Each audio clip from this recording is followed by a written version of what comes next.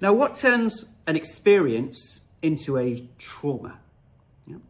It's often if Kyle doesn't have the support or the empathy or the resources, okay, to be able to handle that experience. When we experience an emotion, if it's very intense, it could be fear, anger, sadness. Normally, we would observe that feeling within us. We would acknowledge that we have that feeling. We would validate it.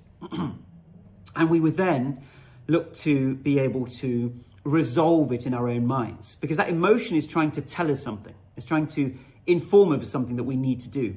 So we need to understand what those messages are. We need to understand why we're experiencing that emotion and process it, talk it out with somebody. Often what do we do when we have a difficult emotion? We'll speak to a friend about it. And by speaking to a friend, it helps us overcome that emotion or move through it. Or we feel into our bodies and meditate. Whatever ways that we have the resources to do that.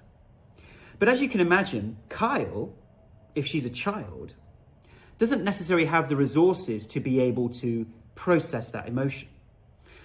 And that can be very terrifying for a child. It can be overwhelming. So when we don't have the support, the empathy, or the resources, then an emotion is overwhelming and we can't cope with that emotion.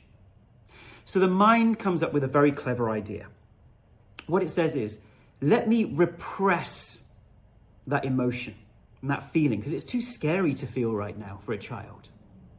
Let me repress that memory as well. So sometimes the memory becomes a bit hazy and becomes hidden. And that is a way that the mind says, we aren't ready to experience that pain, that emotion, that negativity. So we're going to bury it, and we're going to bury the memory and or bury the emotion. And if you think about it, that's very clever of the mind to come up with that strategy.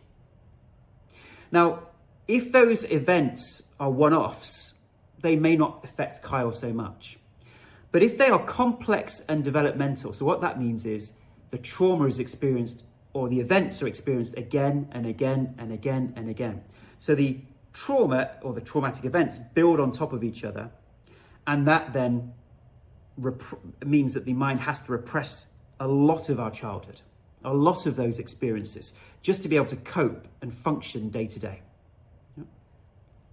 Now, of course, it's not a perfect repression, because some of those emotions keep fizzing up into the mind. So even though our mind is trying to protect us, those emotions still simmer up from our consciousness, and then we still experience glimpses of those pain, glimpses of those emotions. And what it actually does is create little buttons all over our body that when someone else does something similar to what we are repressing, it brings up the emotion again.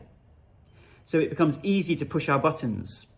Some people might call that a sensitivity. We often talk about the highly sensitive person, where because they've been through a lot of those experiences and those traumas, their nervous system is more trigger happy, waiting to respond to something.